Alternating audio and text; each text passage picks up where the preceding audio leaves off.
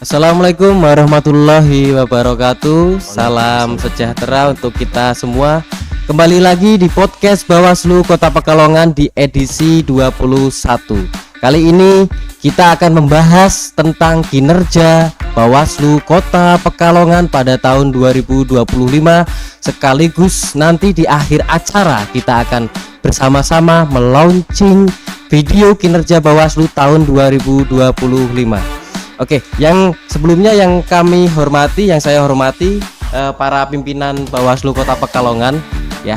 Ada Pak Miftahudin, Ketua Bawaslu Kota Pekalongan, ada Bu Saratun, Bu Kortif, Bu Kortif Penanganan Pelanggaran dan Penyelesaian Sengketa, dan ada Pak Nasron, Koordinator Divisi Hukum, Pencegahan Parmas dan Humas Bawaslu Kota Pekalongan.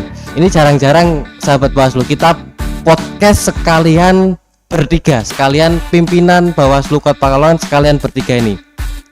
Oke, tapi sebelum kita bahas lebih lanjut tentang bagaimana kinerja Bawaslu di tahun 2025 kali ini, mungkin sahabat banyak bertanya, ya, di tahun 2025 ini, kemarin di 2025, di tahun non tahapan, banyak yang bertanya, penyelenggara pemilu di non tahapan itu kerjanya ngapain sih gitu ya.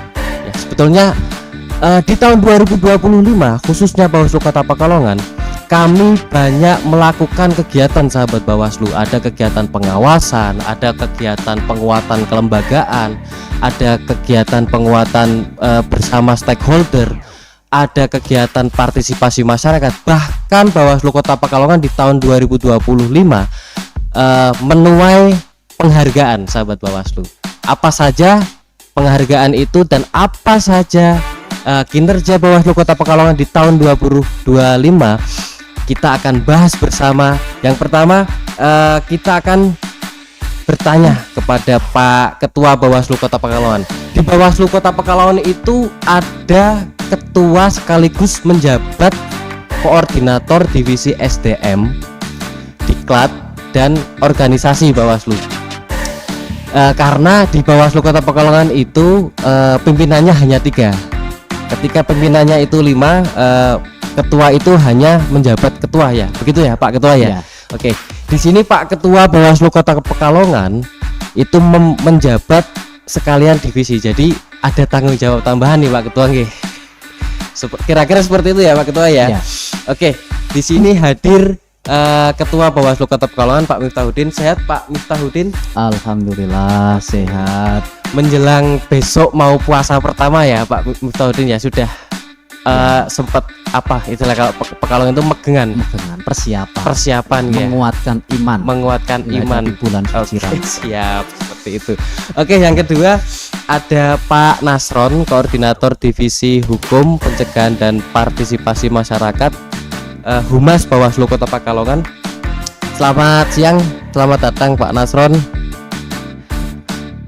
Oke, menyambut bulan Ramadan, satu Ramadan menyambut bulan Ramadan di tahun 2026 pasti ada persiapan nih Pak Nasron nih. Kira-kira persiapan Pak Nasron apa nih? Iya, kalau untuk saya pribadi ya tentunya melaksanakan ibadah puasa, kemudian juga ibadah-ibadah yang lain di bulan suci Ramadan gitu. Dan misalkan sholat taraweh gitu Mas Fardi. Nah, kalau kemudian yang berkaitan dengan Bawaslu ya di agenda Ramadan ini banyak. Di antaranya kita melaksanakan kegiatan ngabuburit. Oh iya, pengawasan Mas Fardi. Oke, mungkin nanti bisa dibahas di podcast ini ya Pak Nasronnya. Oke, terima kasih Pak Nasron. Oke, untuk selanjutnya Bu Kordif ya. Ini pimpinan tercantik Bawaslu Kota Pekalongan karena satu-satunya pimpinan Bawaslu Kota Pekalongan yang dengan gender perempuan ya Bu Kortif ya. Oke. Bu Kortif, Bu Saratun ya. Ini persiapan gimana nih Bu Kortif untuk menyambut bulan Ramadan? Biasanya kan kalau perempuan itu kan lebih hektik ya, lebih semangat dalam menyiapkan persiapan bulan Ramadan. Kira-kira gimana Bu Kortif? Terima kasih Mas Fergi. Tentunya untuk persiapan bulan Ramadan kita sudah menyiapkan lahir dan batin ya, artinya bahwa untuk persiapan bulan puasa. Artinya karena perempuan itu pasti berkaitan dengan dapur. Betul. Nah itu bagaimana kita menyiapkan untuk beribadah, masak itu juga beribadah loh Mas Fergi. Gitu. Nah Iya. jadi itu juga pahalanya kan banyak. Double. Begitu. Jadi tentunya sudah disiapkan. Terus untuk kaitannya dengan Bawaslu tadi juga sudah disampaikan Pak Nasron, kita banyak kegiatan nanti yang berkaitan dengan ngabuburit Ramadan. Oke. Nah itu persiapannya yang untuk Bawaslu. Begitu Oke. Mas Ferdi. Oke, terima kasih Bu Kordi. Mungkin nanti bisa sedikit disepil ya kegiatan Bawaslu di tahun 2026 atau nanti bisa dipodcastkan untuk selanjutnya. Mungkin kita di sini bahas tentang rekapitulasi kinerja Bawaslu di tahun 2025. Oke, kembali ke Pak Ketua Bawaslu Kota Pekalongan nih. Siap. Sahabat Bawaslu, mungkin kita kepo ya. Mungkin kira-kira strategi apa sih dari bagaimana strategi Ketua Bawaslu Kota Pekalongan dalam menjaga ritme, kinerja, dan produktivitas lembaga pada masa non tahapan. Mungkin teman-teman ini juga penasaran ini Pak Ketua, kira-kira strategi Ketua Bawaslu itu apa sih untuk menjaga supaya lembaga ini bisa tetap berjalan dengan semestinya dan bisa eksis di masa non tahapan. Monggo Pak Ketua. Siap.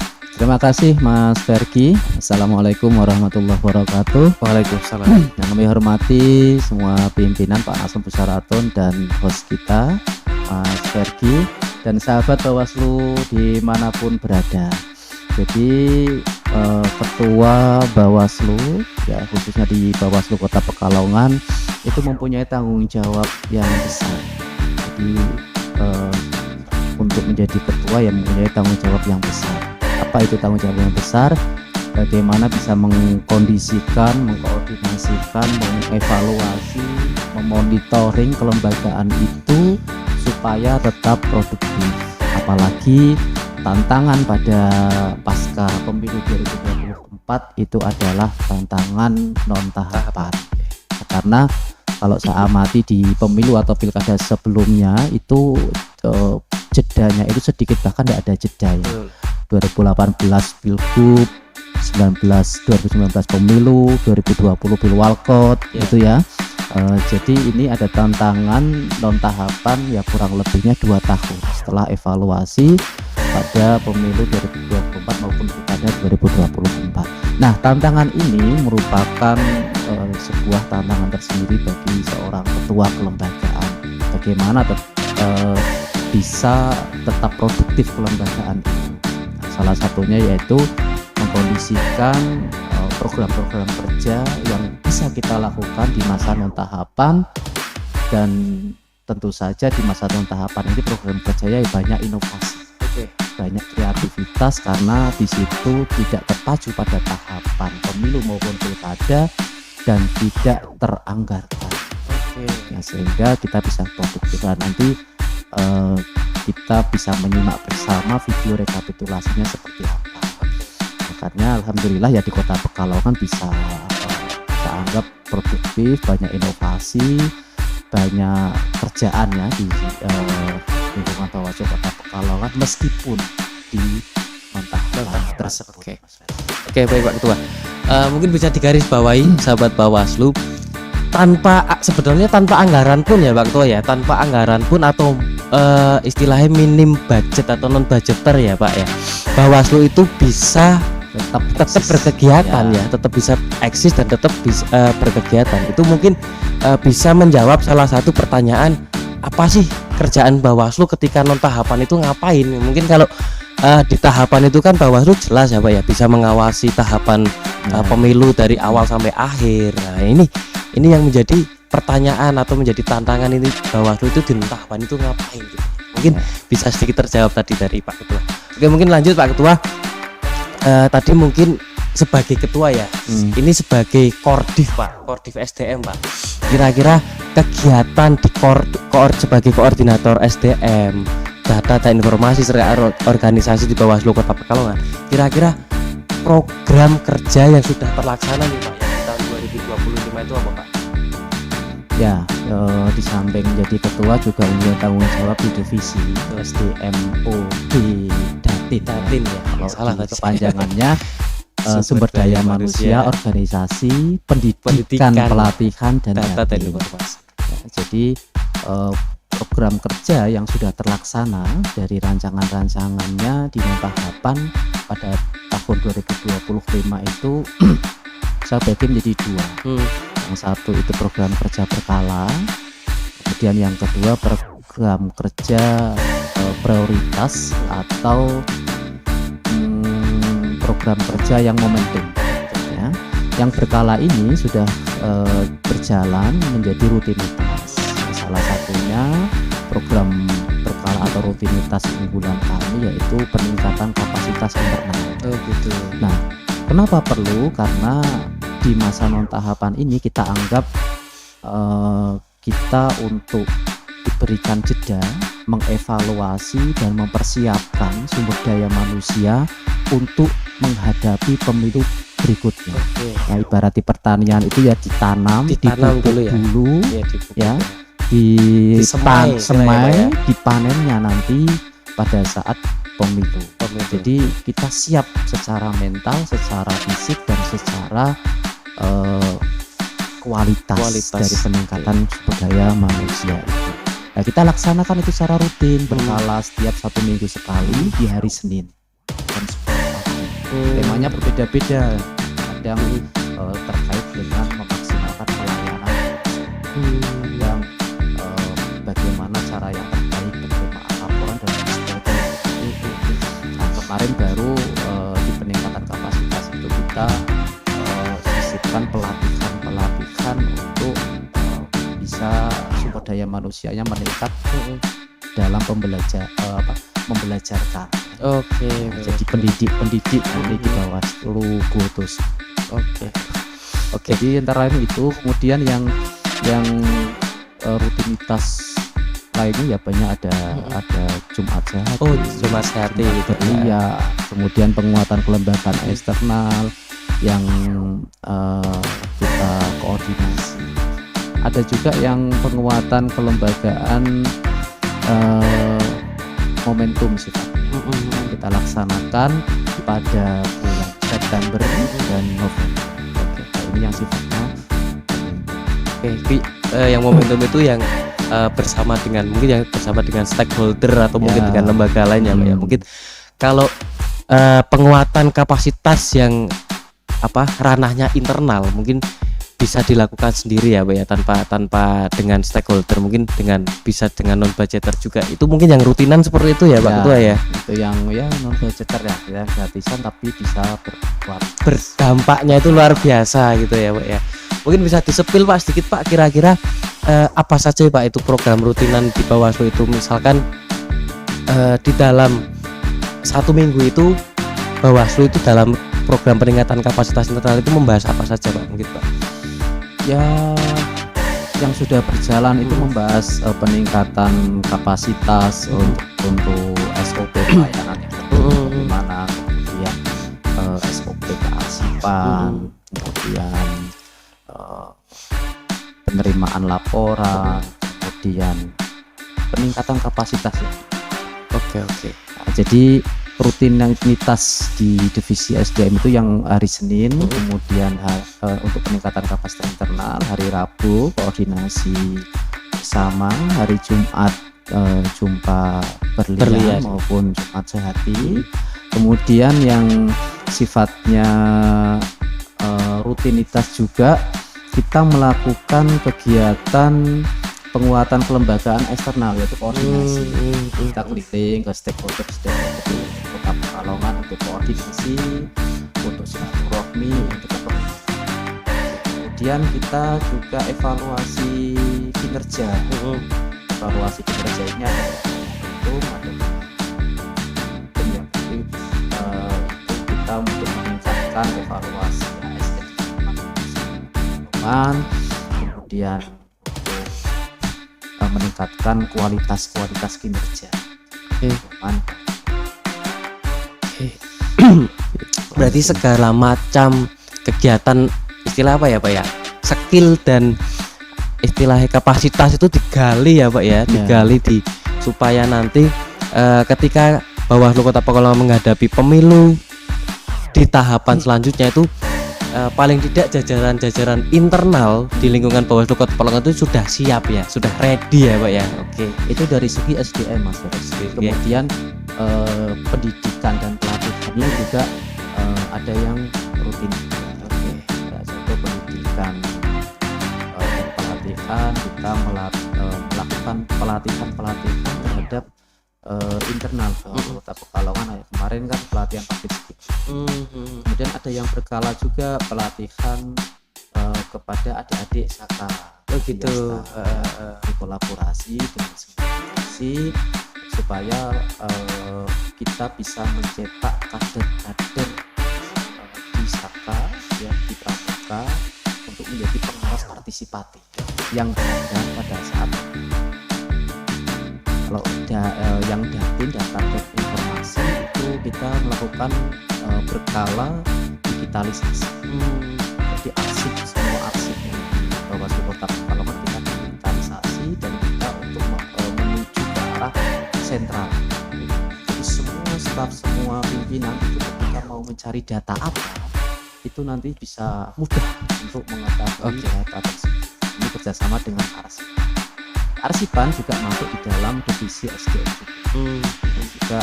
Kita melakukan penataan arsip secara berkala, merapikan supaya ekstensi di Bawaslu Kota Pekalongan ini bisa lebih baik, bisa meningkat di tata kelola kearsipan.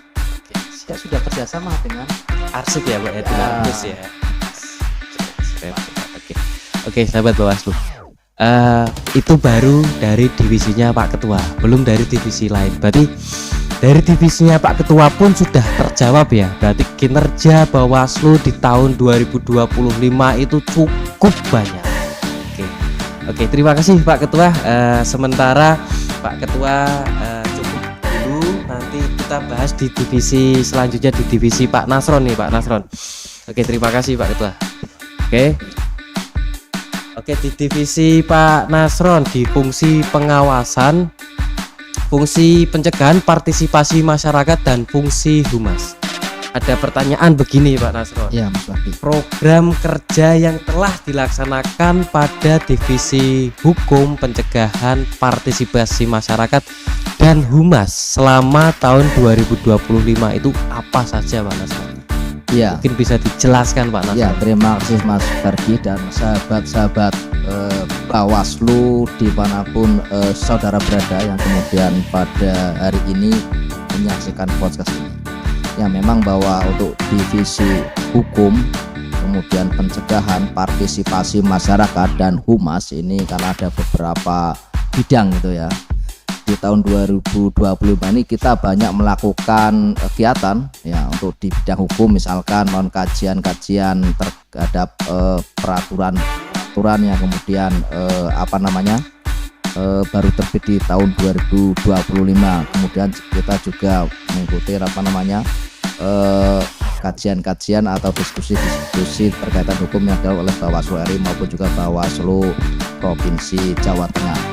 Nah, kemudian terkait dengan pengawasan, di mana bahwa di tahun 2025 ini kan memang ada sedikit menangi gitu, sedikit tahapan pilkada tahun 2024 ya, walaupun mungkin hanya pelantikan atau penetapan calon terpilih gitu kan. Kemudian juga banyak evaluasi berkaitan dengan pilkada tahun 2024. Nah, selanjutnya di non tahapan ini ada namanya proses pemutahiran data pemilih berkelanjutan Mas Ferdi. Nah, di situ kemudian sesuai dengan amanat undang-undang Bawaslu juga turut serta melakukan pengawasan pemutahiran data pemilih berkelanjutan.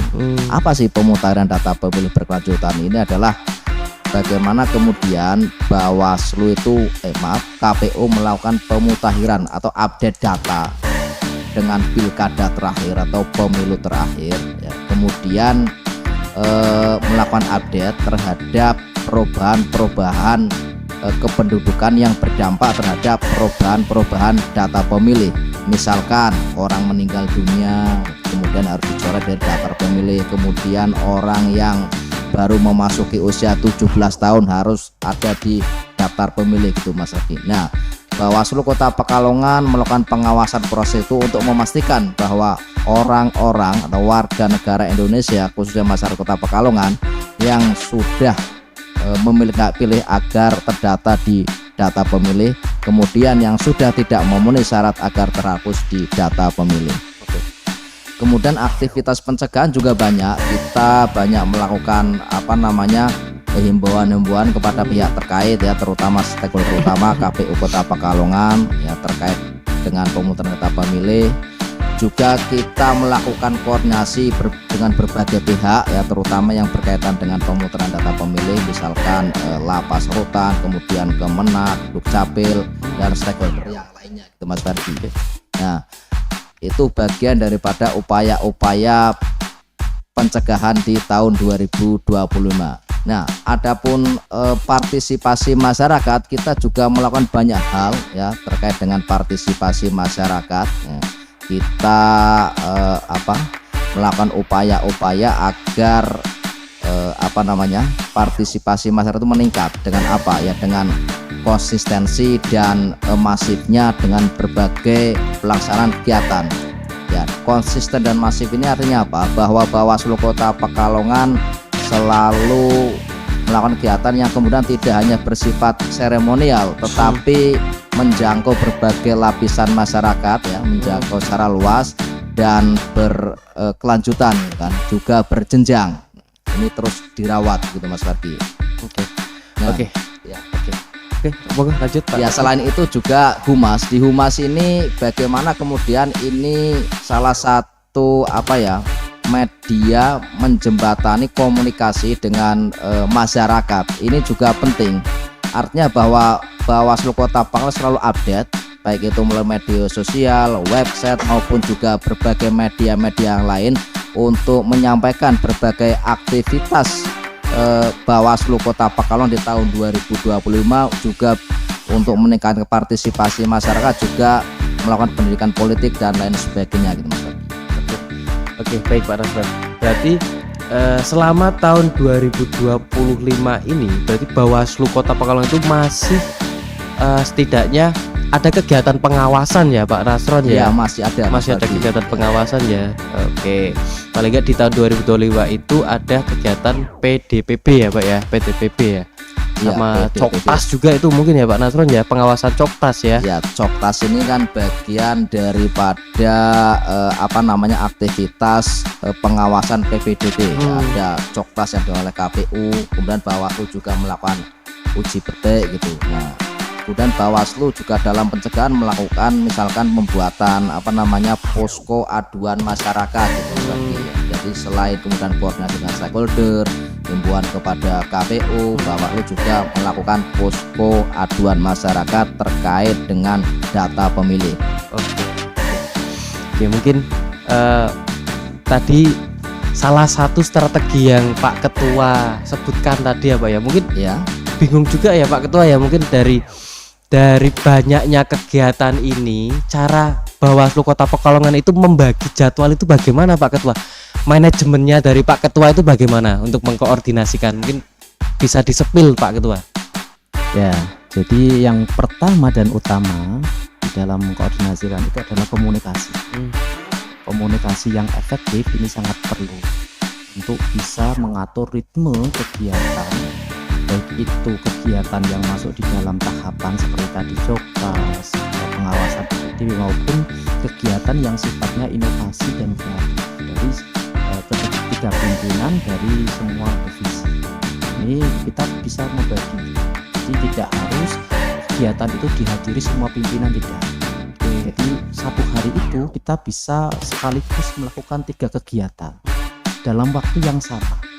Jadi mungkin ada skala prioritas gitu ya Pak. Skala prioritas, kemudian kita bagi, sering kita melakukan kegiatan yang sama dalam waktu satu hari itu, dalam waktu yang sama.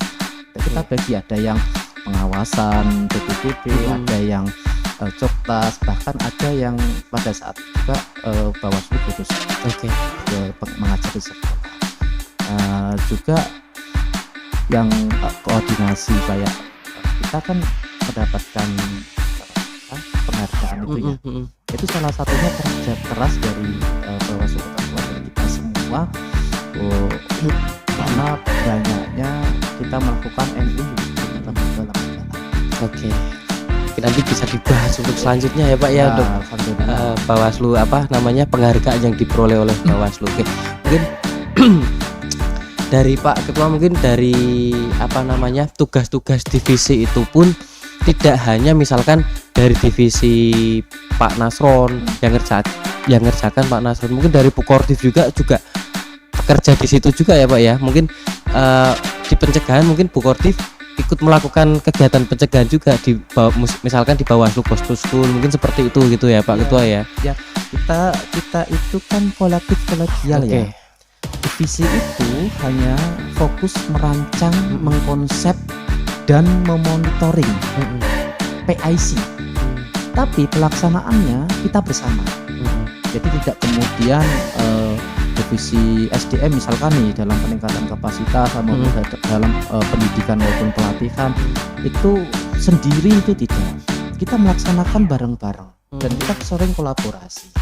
Nah, jadi sekali lagi saya sampaikan, divisi itu hanya PIC dalam suatu konsep pekerjaan. Tetapi pelaksanaannya ya bisa Goto School itu kita yang berangkat pusat atau dari divisi pelanggaran maupun saya maupun Pak Nasron maupun staf-staf dari staf pencegahan, staf hukum SDM, staf humas, itu semua bisa.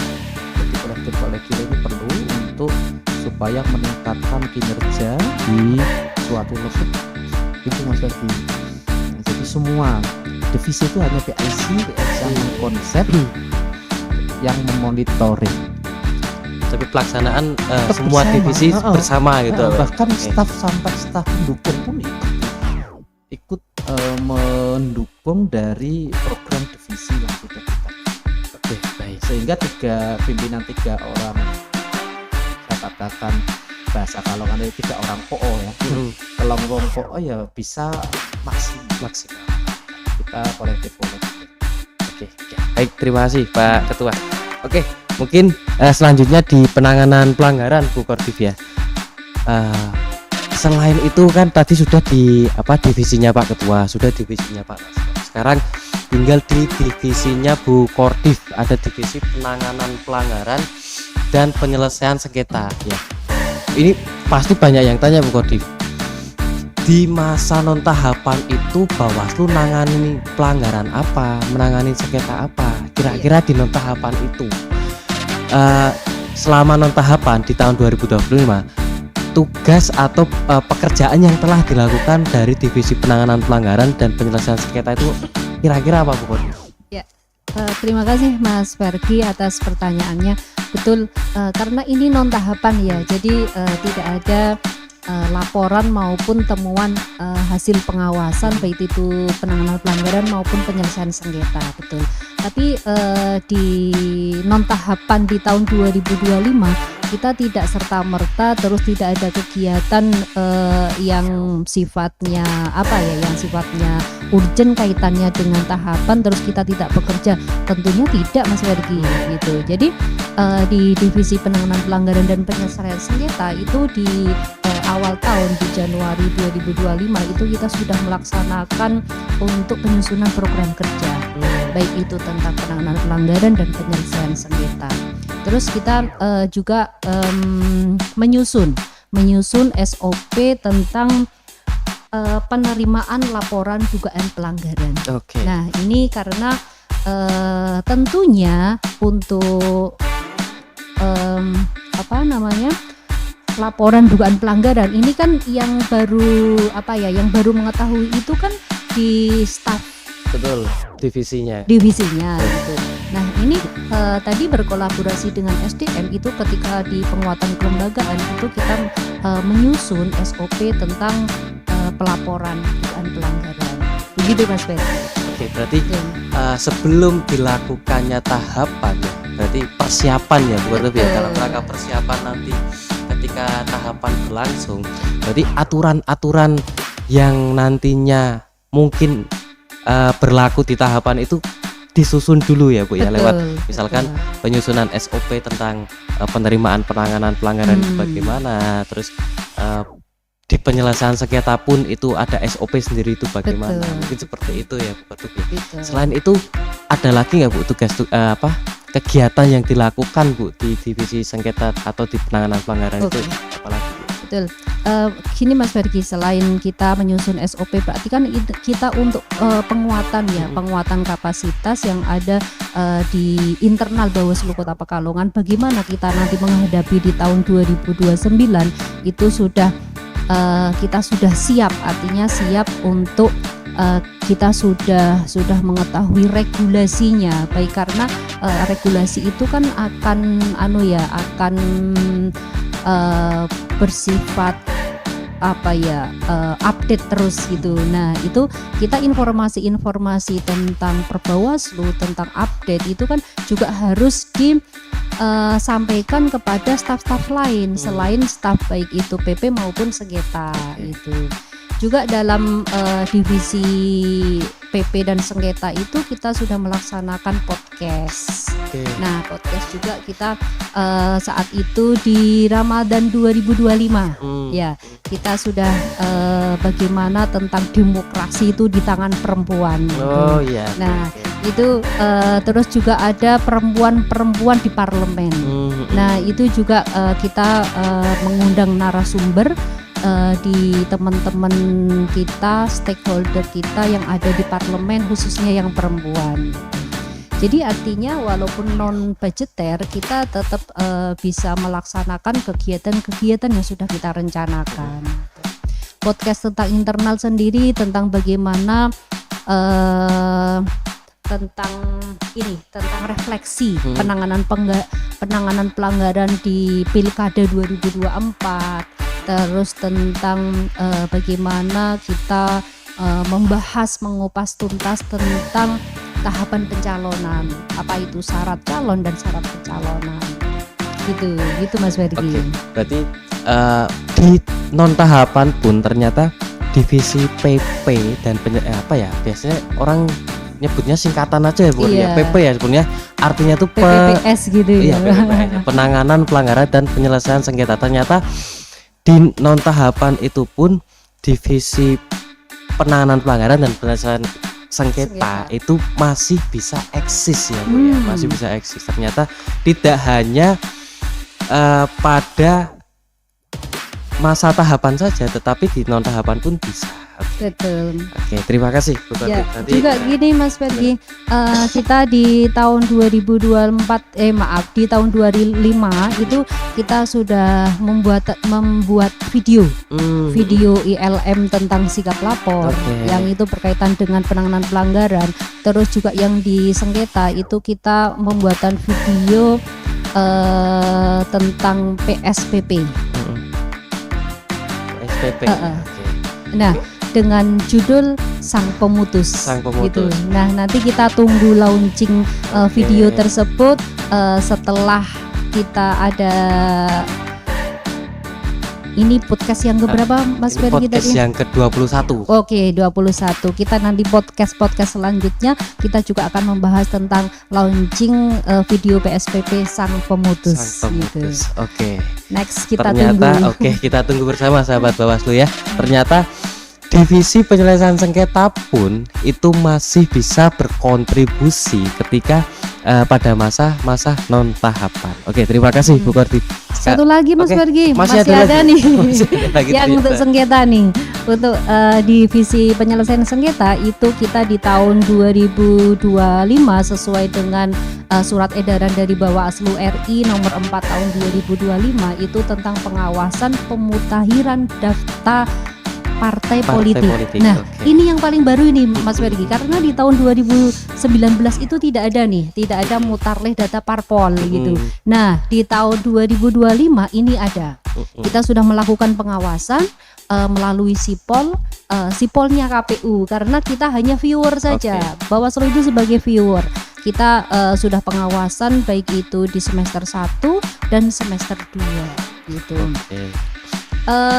Instrumen apa atau kategori apa yang diawasi?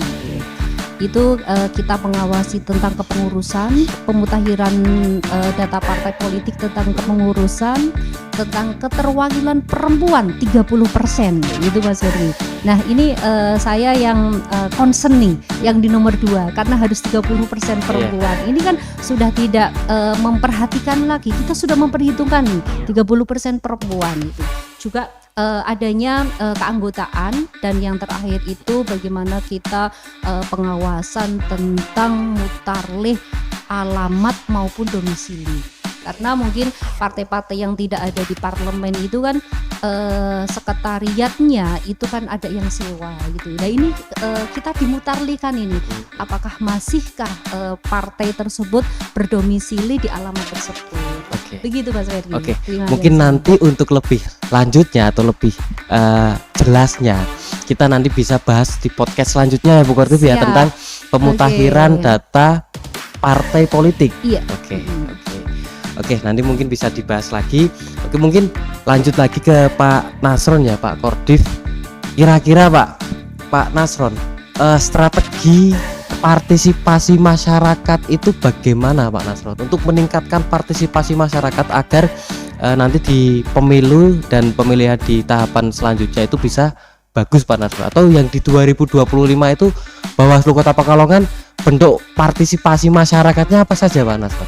Iya, strategi yang pertama yaitu memang kita melakukan konsistensi dan masifnya pelaksanaan kegiatan gitu Mas Ferdi. Yang kedua kemudian pelibatan elemen strategis masyarakat gitu Mas Ferdi. Nah di awal tahun 2025 ya, tepatnya ya enggak di awal banget ya, artinya setelah tahapan pilkada 2024 itu selesai di tahun 2025, kemudian kita merancang berbagai program kerja terkait dengan partisipasi masyarakat.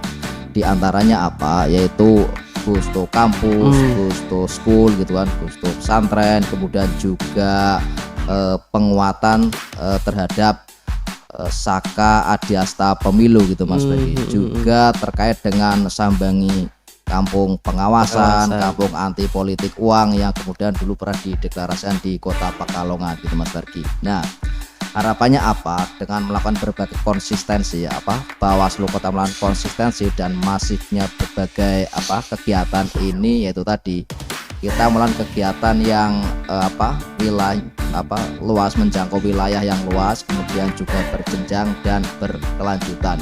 Berbagai elemen masyarakat kita libatkan.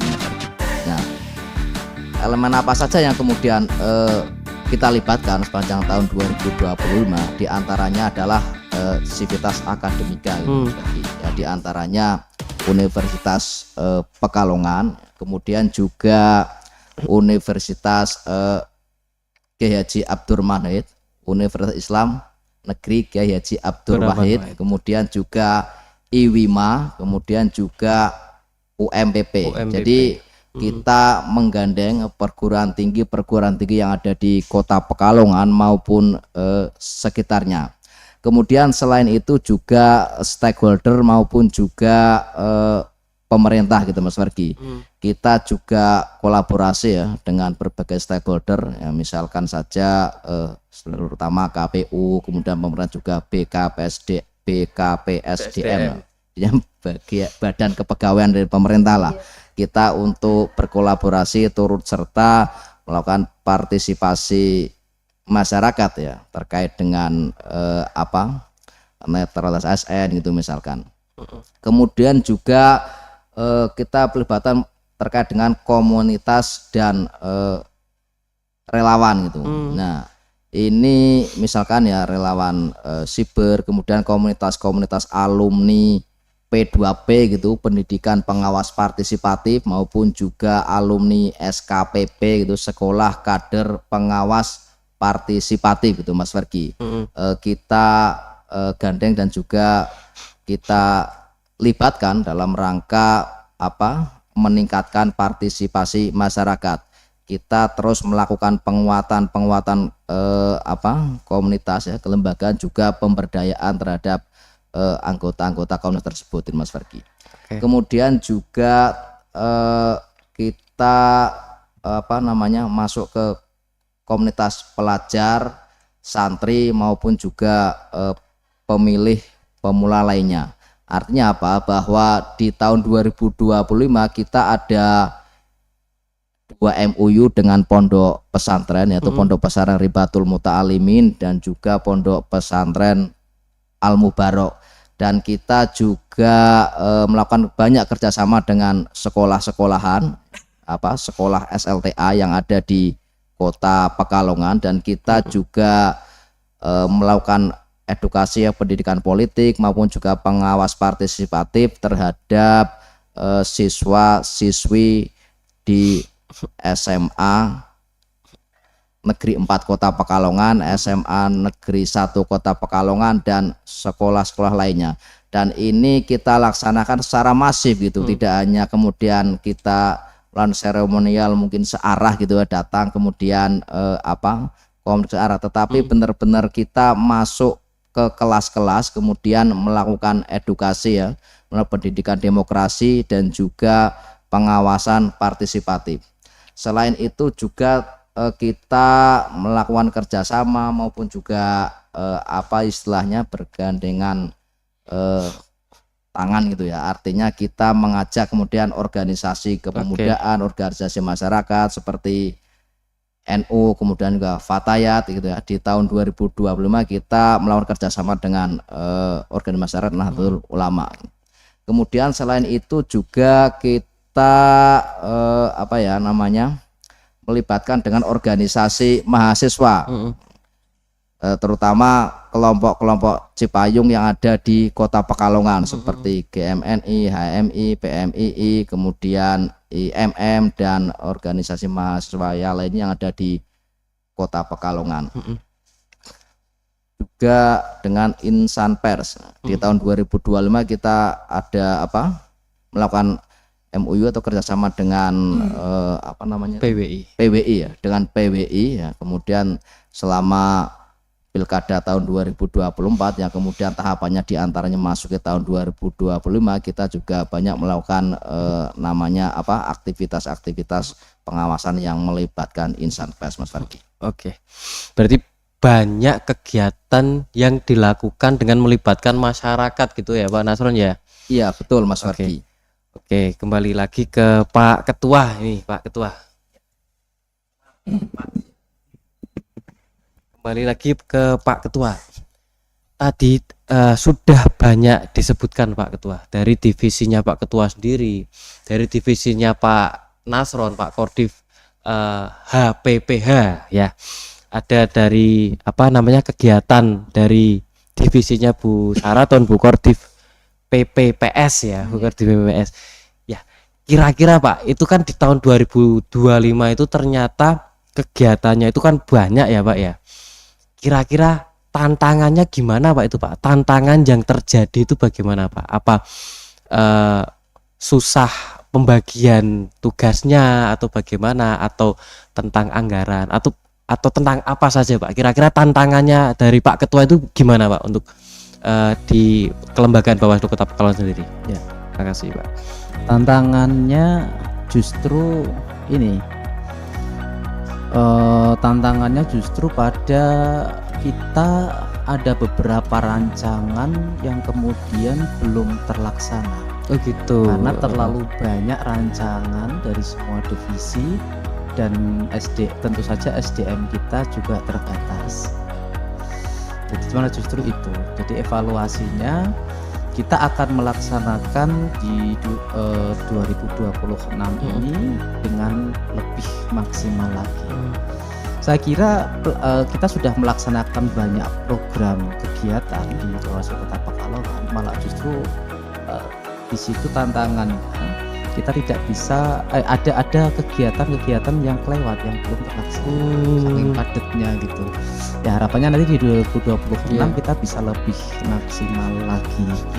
Nah kemudian yang perlu saya sampaikan juga, alhamdulillah meskipun di 2025 ini masuk non tahapan, kita juga ada beberapa kegiatan yang dari RI, dari provinsi, yang di situ ada non budgeter. Ya meskipun tidak sebanyak pada saat tahapan. Oke, contohnya ada anggaran-anggaran selain anggaran operasional, ada coktas, kemudian ada anggaran yang di situ bekerja sama dengan DPR RI atau sumbernya dari DPR RI yang kemudian dilaksanakan kegiatan penguatan kelembagaan bersama mitra kerja. Pada momentum itu sesuai arahan dari Bawaslu Provinsi ya, kita laksanakan 2 kali itu. Yang pertama itu di bulan September kita melaksanakan penguatan kelembagaan bersama mitra kerja dan seluruh stakeholder kita undang. Jadi di situ ya terjadi gelar pendapat. Outputnya kita bisa mengetahui apa-apa saja harapan dari stakeholder yang kita laksanakan di Hotel Johnson. Ya dihadiri juga oleh DPR. Pak Guyut ya. Pan. Jadi di situ ada langsung sumber dari DPR RI yang menangani atau evaluasi terkait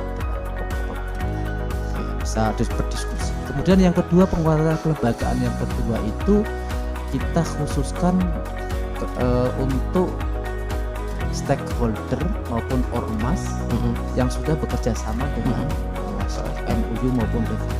Tujuannya apa? Kita itu berpikir nih, jadi saking banyaknya yang sudah kerjasama dengan Bawaslu, yang sudah MUU, karena kita masif di 2024-2025 masif untuk melakukan MUU, kita itu bingung mau koordinasinya, mau datangi satu persatu itu 1 tahun tentu saja nggak kecapai kan ya. Kemudian kita mau berdiskusi harus di tempat yang enak. Akhirnya kita sepakat untuk memasukkan kegiatan itu di dalam kegiatan penguatan kelembagaan bersama mitra kerja, tetapi khusus yang sudah MUU dengan Bawaslu.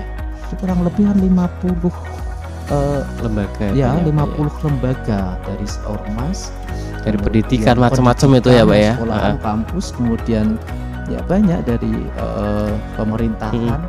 Nah, di dalam kegiatan itu kita lakukan FGD. Dan ternyata kita bisa menuai output dari kegiatan banyak usulan untuk memaksimalkan dari proses kerjasama dengan Bawaslu dan pemerintah. Ada yang mengusulkan kalau putus school ya baiknya kelas karena ini lebih maksimal. Kemudian ada yang dari pesantren mengusulkan untuk lebih aktif lagi. Kemudian dari ormas untuk kita bisa kumpul ya minimal 1 bulan sekali untuk diskusi-diskusi program meskipun nggak ada anggaran. Nah ini output ini yang akan nanti menjadi program kerja kita di 2026 supaya bisa lebih maksimal. Itu Mas. Sebetulnya tantangannya itu sendiri dari program kerja yang telah disusun itu masih banyak yang belum terlaksana ya Pak ya. Seperti itu. Dari banyaknya program yang telah terlaksana itu berarti banyak juga masih ada program yang belum terlaksana juga berarti ya Pak ya. Dan itu pun setiap hari kita katakan ya nggak pernah nganggur untuk melaksanakan program kerja yang sudah kita susun. Dan mungkin itu Pak dari hasil dari evaluasi dari mungkin dari ada mitra kerja Bawaslu yang telah MOU itu mungkin menjadi tolak ukur nanti untuk pelaksanaan kegiatan di 2026 ya, kira-kira apa yang perlu dilakukan Bawaslu untuk kedepannya mungkin seperti itu ya. Terima kasih. Salah satunya yang sudah ini tercapai usulan itu kan dengan Lembaga Pendidikan Politik dan Demokrasi itu kita melaksanakan kegiatan bareng podcast maupun Zoom dengan konsep khusus kepemiluan. Oh iya, kemarin sudah dilaksanakan ya Pak ya. Itu usulan dari mereka dan kita kolaborasi. Dan nanti ada khusus kepemiluan. 1, 2, 3 di depan seperti itu. Gitu ya. Nanti mungkin bisa dilanjut lagi di tahun 2026 ini. Kemarin dilaksanakan di perdana di 2025 ya Pak Ketua ya. Betul. Di 2025 ya. Oke, kita lanjut ke Bu Kordif Bu Saratun. Oke, kira-kira Bu Saratun, tadi kan sudah dari divisinya Pak Ketua ya.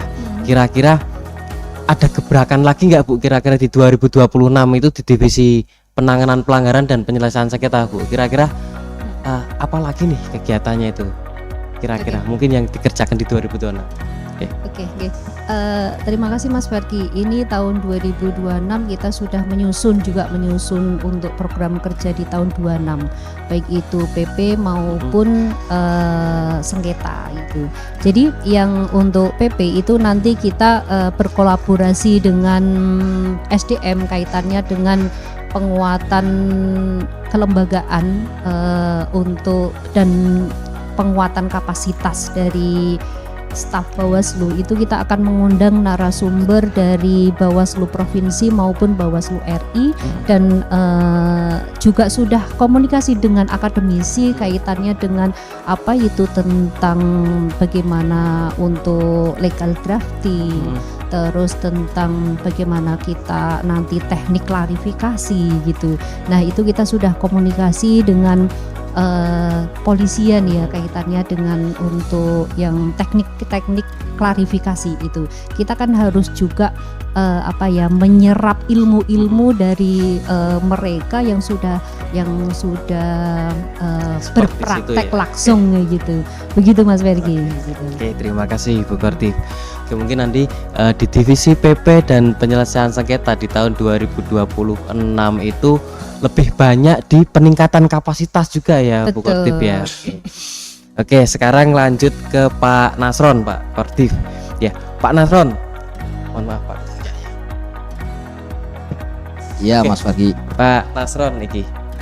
Kira-kira Pak Nasron, capaian kinerja atau penghargaan apa saja yang telah ditorehkan Bawaslu Kota Pekalongan di tahun 2025 maaf. Iya. Kalau terkait dengan bidang pencegahan dan partisipasi masyarakat, kita mendapatkan penghargaan dari Bawaslu RI sebagai partisipasi masyarakat terbaik 1 gitu Mas di tahun 2025. Selain itu juga di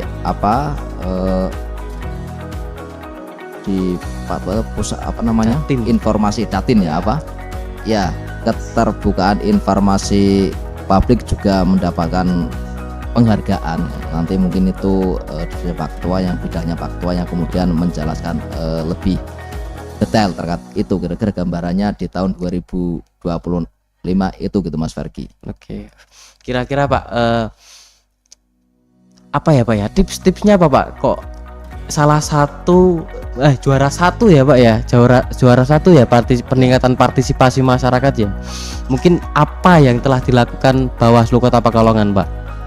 Yaitu tadi sudah dijelaskan di depan, di antaranya kita yaitu indikatornya itu tadi konsistensi dan masih melakukan pelaksanaan kegiatan yang berkaitan dengan partisipasi masyarakatnya. Artinya bahwa konsisten ini tidak hanya kemudian kita melakukan kegiatan yang sifatnya seremonial, namun kita melakukan kegiatan-kegiatan yang berdampak nyata secara luas, kemudian juga berkelanjutan gitu Mas Fergi. Nah, selain itu juga tadi melakukan pelibatan elemen strategis masyarakat gitu. Artinya berbagai elemen-elemen strategis yang ada di Kota Pekalongan kita libatkan untuk partisipasi masyarakat dalam pengawasan pemilu yang tadi di awal sudah kita sebutkan satu persatu gitu kan, dari sivitas akademika kita kemudian pelibatan dari kampus-kampus universitas yang ada di Kota Pekalongan dan sekitarnya seperti Unikal, UIN Kiai Haji Abdurrahman Wahid, kemudian IWIMA, kemudian juga UMPP, kemudian kita juga di tahun 2026 ini rencananya kita mulai penjajakan kemudian pelibatan dengan ITS NU maupun juga sekolah-sekolah yang lainnya gitu Mas Fergi. Stakeholder, komunitas, pelajar di ormas, kemudian organisasi kepemudaan, yaitu yang dan kita libatkan. Artinya bahwa itu tadi kita tidak hanya seremonial tetapi luas, kemudian berjenjang dan juga berkelanjutan. Berjenjang artinya ya dari dari bawah ke usia muda, usia tua, kemudian juga dan lain sebagainya lah. Kemudian berkelanjutan. Artinya bahwa kita tidak hanya berhenti di situ, di samping kita melakukan MOU gitu ya, kemudian juga kita melakukan kegiatan-kegiatan nyata yang kemudian berdampak pada partisipasi masyarakat. Salah satu hal yang kemudian rutin kita kelola adalah Saka Adiasta Pemilu gitu Mas Diki. Karena melihat bahwa Pramuka ini adalah salah satu komunitas yang kemudian dia konsisten melakukan pendidikan secara terus menerus gitu kan, dan juga jaringannya juga luas. Artinya bahwa Pramuka ini ada di seluruh Indonesia. Pramuka ini juga independen, sehingga sangat relevan kemudian untuk kita gandeng untuk melakukan berbagai upaya peningkatan partisipasi masyarakat. Yang pertama yaitu yang pertama dengan menanamkan nilai-nilai atau pengetahuan yang terkait dengan demokrasi dan pengawasan pemilu gitu Mas Ferdi. Biar Saka Adiasta Pemilu ini memahami seluk-beluk, memahami lika-liku terkait dengan demokrasi dan juga pengawasan pemilu partisipatif. Nah, kemudian setelah mereka kemudian memahami betul seluk-beluk itu, mereka bisa menyebarluaskan gitu kan di lingkungan yang sekitarnya. Misalkan yang sudah kan Saka Adiasta ini kan pramuka penegak dan pramuka pandega ya. Penegak itu umumnya masih di SLTA gitu kan. Nah, pandega ini umumnya di perguruan tinggi. Mereka bisa menyebarluaskan pengetahuan mengenai pengawasan pemilu di lingkungannya gitu kan. Misalkan di ambalannya, kemudian juga di OSIS-nya gitu kan. Kemudian yang pandega juga di BEM maupun juga lembaga-lembaga kemahasiswaan lainnya di kampusnya gitu Mas Ferdi. Nah, setelah tahapan kedua penyebarluasan itu kemudian melakukan praktek-praktek yang kemudian mendukung pengawasan pemilu, mewujudkan pemilu jujur dan adil gitu Mas. Misalkan harapannya bisa menciptakan aplikasi pengawasan partisipatif, kemudian mereka juga mengembangkan komunitas-komunitas pengawasan partisipatif di pramuka gitu Mas Ferdi. Oke, berarti baik Pak, reward atau penghargaan itu hanya suatu bonus ya Pak ya. Yang jelas itu Bawaslu Kota Pekalongan pada tahun 2025 pada masa non tahapan itu sudah melakukan kerja nyata ya Pak ya, kerja tentang partisipasi masyarakat, kerja tentang pencegahan dan kerja-kerja lainnya yang biasanya masyarakat menganggap itu penyelenggara pemilu ketika non tahapan itu kerjanya ngapain gitu ya Pak ya. Mungkin sudah sedikit terjawab sahabat Bawaslu. Mungkin ada tambahan lagi Pak Nasron sebelum kita launching secara bersama-sama? Ya, tentunya apa yang sudah kita lakukan terkait dengan partisipasi masyarakat, pencegahan, kemuasan dan lain sebagainya di tahun 2025 ini kita tingkatkan lagi di tahun 2026 karena ada beberapa yang kemudian inovasi itu bagian dari instruksi ya dari Bawaslu RI maupun Bawaslu Provinsi, seperti konsolidasi demokrasi yang kemudian juga ada magang pendidikan pengawas pemilu partisipatif ya. Artinya apa? Bahwa ketika ada pelajar baik itu mahasiswa maupun anak SLTA gitu, siswa melakukan magang di Bawaslu Kota Pekalongan, nanti kita bekali dengan pendidikan pengawas pemilu partisipatif itu Mas Ferdi tahun 2026 ini. Jadi nanti anak-anak magang ini tidak hanya kemudian, biasanya kan magang ini kan hanya diberikan sesuai bidangnya atau membantu pekerjaan yang ada di instansi tempatnya magang gitu. Nah, tetapi untuk di Bawaslu Kota Pekalongan ini kita berikan tambahan yaitu pendidikan pengawasan pemilu partisipatif dan nanti dapat sertifikat Mas Ferdi.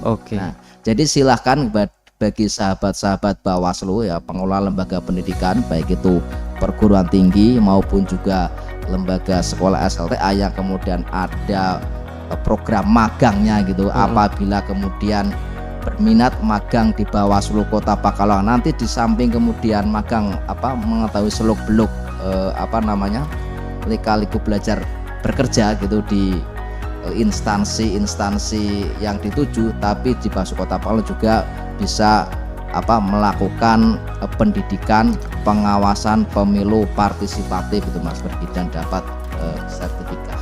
Oke. Keren sekali ya programnya ya di Bawaslu Kota Pekalongan. Itu mungkin nanti bisa kita bahas untuk selanjutnya di podcast selanjutnya ya Pak ya, agar sahabat-sahabat Bawaslu yang mungkin dari perguruan tinggi atau SMK yang mempunyai program magang mandiri bisa join deh ke sini ke Bawaslu Kota Pekalongan. Betul Mas Ferdi, terutama nanti di bulan Ramadan kita ada ngabuburit. Oke. Nanti mungkin dibahas tema di situ. setiap harinya. Siap. Kan kita bisa bahas berbagai tema. Oke, terima kasih Pak Kortif Pak Nasron. Baik, selanjutnya untuk Bu Kortif PPPS, kira-kira ada yang mau disampaikan lagi nggak Bu tentang penanganan pelanggaran dan penyelesaian sengketa untuk sahabat Bawaslu dimanapun berada? Terima kasih Mas Fergi untuk yang kesekian kalinya. Oke, bahwa Divisi Penanganan Pelanggaran itu kita selalu hadir. siap. Kita selalu hadir di masyarakat, bahwa kita selalu mengedukasi masyarakat melalui baik itu podcast, melalui flyer yang ada di medsosnya Bawaslu. Kita selalu memberikan edukasi apa itu tentang penanganan pelanggaran, tentang penyelesaian sengketa gitu, tentang jenis-jenis pelanggaran, di mana pelanggaran itu ada 4, ada dugaan pelanggaran administrasi, dugaan pelanggaran tindak pidana pemilu ataupun pemilihan, pelanggaran kode etik penyelenggara pemilu, dan dugaan pelanggaran hukum lainnya. Itu sudah kami selalu kita memberikan edukasi kepada masyarakat gitu tentang pelanggaran gitu. Juga tentang penyelesaian sengketa. Penyelesaian sengketa itu kan ada 2 jenis ya. Penyelesaian sengketa antar peserta dan penyelesaian sengketa antar peserta dan penyelenggara. Bagaimana mekanismenya? Bagaimana untuk permohonan sengketa ke Bawaslu itu kami sudah memberikan edukasi yang menurut kami dari Bawaslu Kota Pekalongan itu sudah cukup terbuka, terus sudah komplit dan komprehensif gitu. Artinya bahwa masyarakat itu sudah tahu nih apa nih nanti untuk di tahun 2029 mereka yang nanti akan mencalonkan atau berkontestasi ya di 2029 itu juga sudah mengetahui lebih dini apa itu tentang bagaimana penanganan pelanggaran, tentang regulasi-regulasi yang ada di Bawaslu, baik itu per Bawaslu maupun dari undang-undang pemilu yang tentunya masyarakat dan sahabat Bawaslu di mana berada itu kan juga sudah mengetahui ya dari medsos kaitannya dengan putusan MK nomor 135. Nah, itu yang bagaimana nanti ada pemisahan pemilu nasional dan pemilu lokal. Nah, itu dari sahabat Bawaslu tentunya sudah mengetahui lebih dini. Begitu Mas Fergi. Ya. Terima kasih Bu Kortif. Oke. Tadi Pak Nasron sudah, Bu Kortif sudah. Sekarang yang terakhir itu Pak Ketua nih, Pak Ketua. Mungkin ada yang perlu atau Pak Ketua sampaikan untuk sahabat Bawaslu dimanapun berada. Dan ada satu lagi pertanyaan Pak Ketua. Menurut Pak Ketua, capaian atau indikator kinerja Bawaslu Kota Pekalongan di 2025 itu bagaimana Pak Ketua? Apakah sudah baik atau kurang atau bagaimana menurut Pak Ketua? Ya, monggo Pak Ketua. menurut saya sebagai Ketua Bawaslu Kota Pekalongan, saya nilai cukup baik dan kita bisa maksimalkan lagi untuk di 2026 ini. Nah, untuk selanjutnya karena kita Ini temanya itu rekap kinerja. Jadi kinerja di 2025 ini tidak bisa berjalan sedemikian rupa banyaknya inovasinya, kreativitasnya tanpa dukungan dari semua pihak. Tentu saja dukungan dari pihak-pihak internal. Jadi kami pimpinan di Bawaslu Kota Pekalongan itu berterima kasih dari semua staf Bawaslu Kota Pekalongan, kemudian sekretariat, bahkan staf pendukung.